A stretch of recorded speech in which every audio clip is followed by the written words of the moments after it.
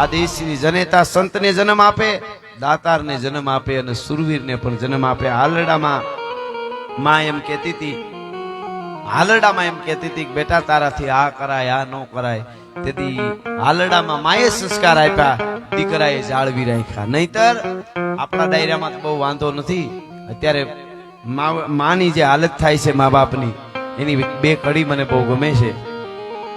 એક દીકરો, એકનો એક દીકરો મુંબઈ કમાવા ગયો, ડોહીમાએ ભણાવી ગણાવીને મોટો કર્યો, પછી ડોસીની આંખો વહી ગઈ અને નાનો હતો ત્યાંથી એને બહુ મજૂરીઓ કાળીઓ કરીને ભણાવીને ડોહીએ મોટો કર્યો. એનો બાપ તો ગુજરી ગયેલો પેલા, અને પછી મુંબઈ મોકલે છે કમાવા માટે. મારો દીકરો હવે ખૂબ કમાહે ને મને પૈસા મોકલશે. અને મુંબઈ ગયા પછી દીકરો દારૂમાન, બીજે ત્રીજે વ્યસનમાન, બારમાં જાય મજા કરે, આખો દી ખૂબ કમાય, રાતે બધું વાપરી નાખે. ડોહીને એક પણ રૂપિયો મોકલતો નથી. ડોહીમાં પૂછ્યા કરે મારા ગગાને કોઈ સમાચાર દ્યો નહીં, મારો દીકરો તો મુંબઈમાં મજામાં છે ને.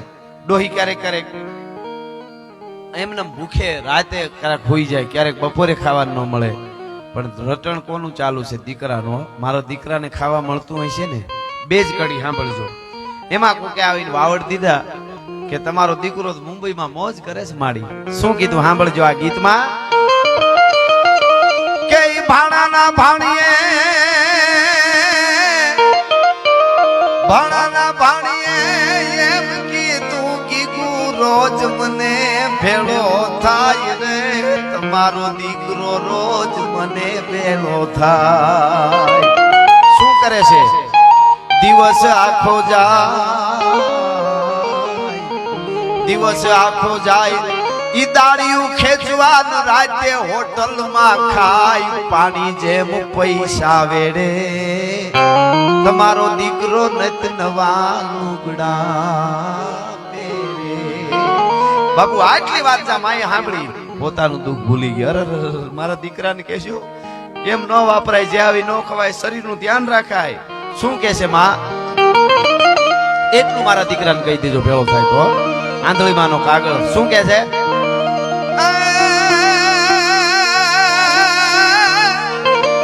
હવે હોટલ નું જાજુ એ ખાસ માં રાખજે, ખર્ચી ખૂટ નું માપ રે બેટા, ખર્ચી ખૂટ નું માપ. કારણ આહા દવા દારૂના એ દોકડા દીકરા આપણે કાઢશું ક્યાંથી બાપ? કાયા તારી રાખજે રૂડી, આપણી ગરીબની જ છે મૂડી, બેટા કાયા તારી રાખજે રૂડી, આપણી ગરીબની જ છે મૂડી, બેટા કાયા તારી રાખજે રૂડી. જુવાની મળી છે ને જુવાનો, કઈક કરી લેવું છે. ખાલી વળ ખાતે કઈ વળવાનું નથી. કઈક રાણા રમી ગયા વિધ પહેરીને વેશ. જેણે સમયને ટાણું હાચવી લીધું, કોઈ પણ હોય, વહુ તરીકેનું, હાહુ તરીકેનું, દીકરો દીકરા તરીકેનું, ગુરુ તરીકેનું શિષ્ય ટાણું હાચવી લે એટલે ભગવાન ને માતાજી આપણા ટાણા હાચવવા આવી જાય ને આવી જાય. એમાં કોઈ દી ફેર ન પડે. માવડીઓ બેઠા છે. હું ઘણી વાર કહું છું કે બેન દીકરી કોઈ હારે જાય, હારું કરોડપતિ હોય દીકરીનું, બાઈનું દીકરીનું, અને એ દીકરીના ભાણિયામના જયારે લગ્ન આવે, ભાઈ હાવ ગરીબ હોય અને બેન કંકોત્રી મોકલે, અને ભાઈ ગરીબ હોય, બેન ને તો કરોડપતિ હારું હોય, અને પછી લગ્ન હોય ને એટલે સતાય બેન ને ઘણા હારું લગાડવા પૈસા વાળું હારું હોય એટલે મામેરા લઈ લઈને આવતા હોય. પણ બેન રાહ કોની જોતી હોય ખબર? ભાઈની રાહ જોતી હોય. શું કેતી હોય ખબર? કે માડીના ચાંદલિયો ગયો ને હરન્યું આત મીરે, માડીના જોવું રે તમારી વાટ, મામેરાના ટાણા વયા જાશે રે. ઈ દીકરી રાહ જોતી હોય અને એમાં લાખોના મામેરા લઈને માંડવા બધા ઉભા રહ્યા હોય. બેન મારો ભાઈ કઈ આવશે? ગરીબ ભાઈ હોય, અભેરાયથી કાંતિયાથી જૂનો ત્રાહડો ઉતારી કહારાને નવો કરાવીને ઓટાવી અને પસેડીમાં બાંધી અને ભાઈ પૂગી જાય અને મામેરું લઈને માંડવામાં ઉભો રહીએ ને બેન ને લાખોના મામેરા નો દેખાય, ભાઈ નો ત્રાહડો જ દેખાતો હોય કે મારો વીર ત્રાહડો લઈને આવી ગયો, ત્રાહડો લઈને આવી ગયો. શું કામે? તાણું હાચવી દીધું, તાણે આવી ગયો ને ઈની વાત અવળી હોય. બેન ગરીબ હોય હાવ હારામાં, અને ભાઈ કરોડપતિ હોય, બેન ના ભાણિયાઓના લગ્ન હોય, કંકોત્રી મોકલે કે એકચ્યુઅલી દુબઈમાં મીટિંગ છે, એ તારીખે તો નહીં આવી શકું, પણ પછી આવી જઈશ. અને લગ્ન પછી ભાઈ 8 દી આવે ને ડાયમંડ નો હાર લઈ આવે અને કે કાલે બેન લગ્નમાં નહોતું પુગાણું પણ તને કોઈએ નહીં આપ્યો, હું મામેરું આપું છું, આ ડાયમંડ નો સાચો હાર છે, હાલે. ટાકણખાર બેન હોય ને તો કહી દે કોક ભિખારીને દઈ દેજે, મારે તારી જરૂર હતી, તારા ડાયમંડ ના હારની ખોનાની જરૂર નથી. જેણે જેણે હાચવા ટાણા એના ઇતિહાસ લખાણા. પરમાત્મા ટાણા હાચવા આવે આવે ને આવે. શિવાજી મહારાજ ઔરંગઝેબની જેલ તોડીને જ્યારે ભાગ્યા, જેલમાં પૂર્યા હતા, આખી વાત જબરી છે, પણ ભાગ્યા અને જંગલમાં વગડાઓમાં ભાગતા જાય ભાગતા જાય ભાગતા જાય. એમાં ભૂખ બહુ લાગેલી. એક નાનકડું ગામ આવ્યું, ગામના પાદરમાં એક ઝૂંપડું, અને ઝૂંપડાના ફળિયામાં ગરબી ગયા. એટલે ઝૂંપડામાં ડોસીમાં એક વૃદ્ધ કોઈ ડોસી ખીચડી મૂકેલી હાંડલામાં, પોતાના બાળકોને દીકરાના દીકરાઓને જે હતા એમને ખવડાવવા હાટું. શિવાજી ન્યા જઈને ઉભા રહ્યા એટલે માળીએ કીધું આવો આવો બાપા. એને ખબર નહોતી કે આ શિવાજી પોતે છે. આવો આવો બાપા આવો. કોણ છો? તો આવો. તો કે મને ભૂખ બહુ લાગી છે. એટલે કીધું તો હમણાં ખીચડી ઉતરે એટલે તમને આપી દઉં. શિવાજી મહારાજ ઝૂંપડામાં બેહી ગયા, ખીચડી હાંડલામાંથી પકવીને ડોહીમાં હેઠી ઉતારી, પતરાવડા પાથરી અને પોતાના બાળકો જે બાળકો હતા એમને બધાને ખીચડી આપી ડોસીએ, અને શિવાજીને ખીચડી આપી. એમાં બાળક આમ ખાવા જાય, એમાં હાથ ઉતાવળું બાળક હાથ નાખી દીધો ખીચડીમાં, એટલે તાતું લાગ્યું, હાથ બળી ગયો, છોકરું રાયડે થયો અને ડોહીમાં શબ્દ બોલ્યા. જોજો, ડોહીમાને ખબર નહોતી કે આ શિવાજી પોતે છે, પણ ડોહીમાએ શું કીધું, અરે એમ એમ ગરમમાં હાથ નાખી દેવાય, જો બળી ગયો ને તું ખબર વગરનો શિવાજી જેવો છો, હા ઉતાવળો બહુ શિવાજી જેવો. શિવાજીને કોળિયો હાથમાં રહી ગયો ખીચડીનો આમનો. કીધું કે માડી શિવાજી જેવો ઉતાવળો એટલે શિવાજી કોણ? કે તને ખબર નથી? કે ના. કે તો તું હિન્દુના પેટનો ન કહેવાય કે ડોહીમાં કે. શિવાજી કે એ બધું જવા દો, પણ શિવાજીએ ભૂલ શું કરી ગયો? શિવાજી ઉતાવળો શું એમ? તો કે આ છોકરો તો નહીં ગરમા ગરમ ખીચડી વચ્ચે હાથ નાખ્યો શિવાજીની જેમ. શિવાજીએ ઔરંગઝેબની સેનામાં વચ્ચો હોય જ્યાં અહીંયા ખાબકે છે, ઠરતું ઠરતું ખાવાનું હોય. અને શિવાજી ઊભા થઈ ગયા અને કીધું કે માડી હું પોતે જ શિવાજી શું, હવે ગોરીલા યુદ્ધ કરી અને ઔરંગઝેબની ઊંઘ હરામ ન કરી દઉં તો જીજીબાઈ નો જાયો નહીં. ભલા માણસ, આ મારી પ્રતિજ્ઞા છે કે ગુણીજન આવો ચામુંડના ગુણ ગાવ, એ કવિજન આવો ચામુંડના ગુણ ગાવ.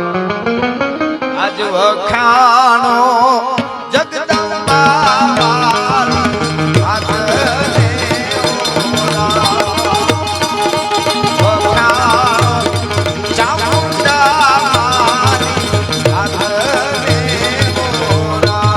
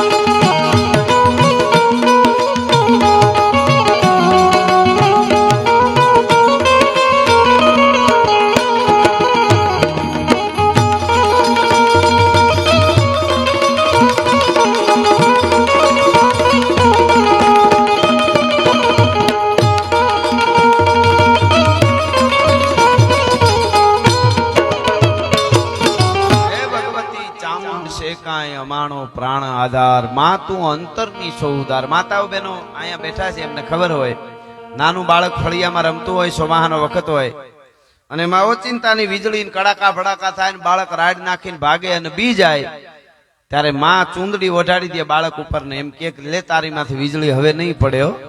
તે ચૂંદડી હોહરવું જોતું હોય બાળક વીજળીને કહેતું હોય વીજળી મારી માથે મારી માનું ઓઢણું છે, તારી તાકાત નથી મારી માથે પડી.